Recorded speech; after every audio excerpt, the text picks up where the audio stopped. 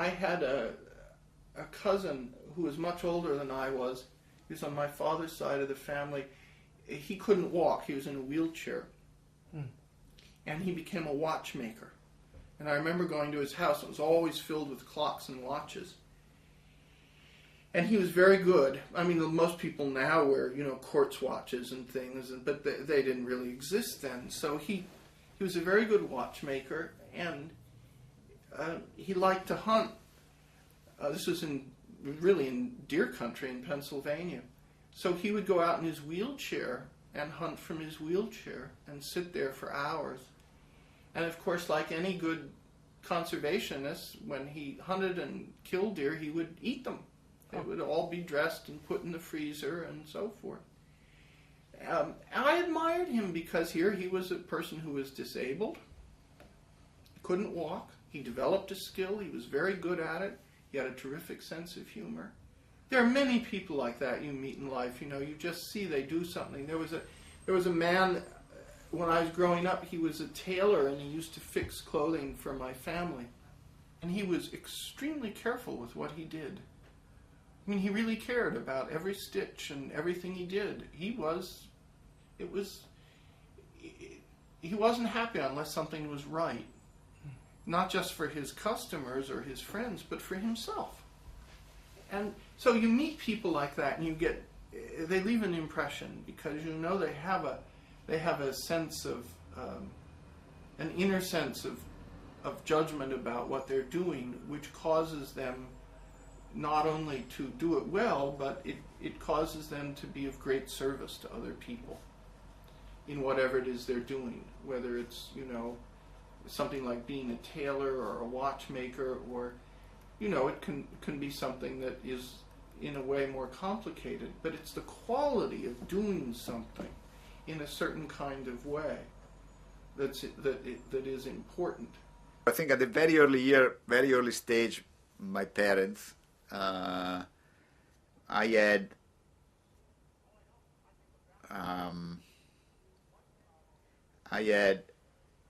one professor in college who was very important in getting me to know economics the way economics is done in an Anglo-Saxon. So in Italy, there was a lot of influence from the Marxian economics and neo-Ricardian and all sorts of things which were not mainstream. And this particular professor was very good at providing me with what turned out to be quite useful. That is a way of seeing economics for what the mainstream economics is. And it was also very inspiring because he was a very successful man and his manners were quite something. And it was a good learning experience to watch him do what he was doing. Here at Harvard, my advisors have been very, very important, but more than one particular person. I think here at Harvard it was the whole environment, the idea that there is such a close community of people that are interested in knowledge and in research. I think it's the whole thing that is very inspiring. The idea that people work hard, that the most important thing that they want to achieve is doing good research. Students are really motivated. I think the whole community of learning was the one that really motivated me quite a bit when I came, and even now. I mean, the idea that you go to a seminar and there are people still discussing issues and trying to understand and debating with each other. This fire, this electricity that you smell in this place is what really motivates me.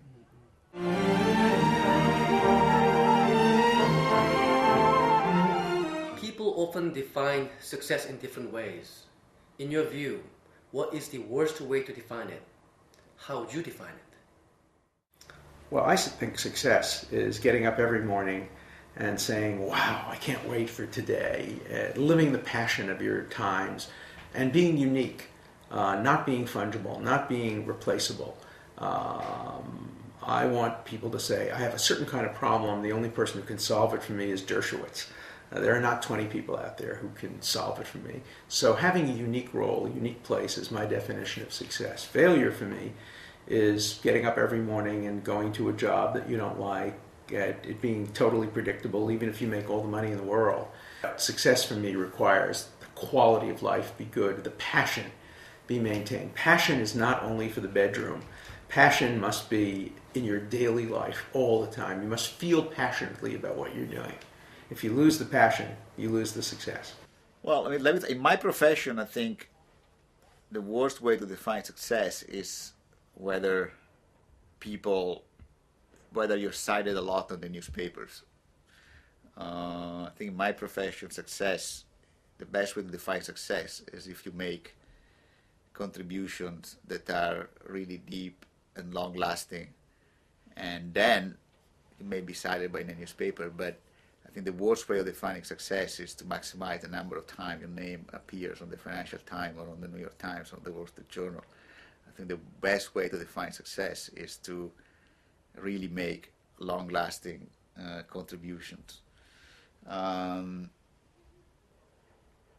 In general, I think the best way to define success is achieve what you really want to achieve without making compromises that you don't want to make. Well, I think success has to come from inside. I think it has to be one's own definition of success that you have to develop. If you are always trying to live up to someone else's definition of success, first of all, it puts enormous pressure on you. And second of all, if you live up to it, but then discover that your own definition is different, then you feel you've betrayed yourself in some kind of way.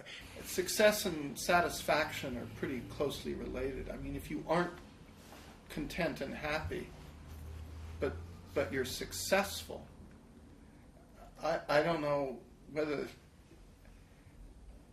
that's a state that many people would wish to be in. If everyone in the world looked at a person and said, that person's a success, but inside that person was quite miserable or full of conflicts or anxieties or felt that they, by their own standards, were a failure, then that person would not be a success. So I think the standard measure of this is one that needs to be taken with a very large grain of salt, and that individuals have to develop an internal standard of success. Instinctively, that the worst way of defining success is by something that has very little to do with you, but is someone else's idea of what a success is. Make so much money, or drive such and such a car, or live in this kind of house and not that kind of house. It matters whether it reaches something deep inside you, I guess. Look, I could also say grand things to save the world, but saving the world also depends upon you wanting to do it, not being obliged to do it because a abstract code has told you to.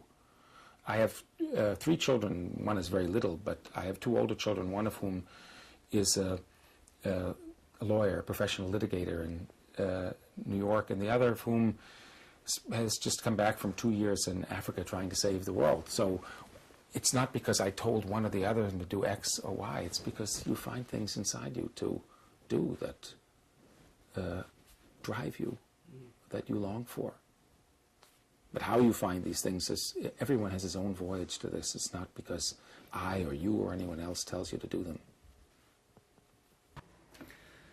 What do you think the 3 most important qualities of a 21st century leader are, in academia or otherwise?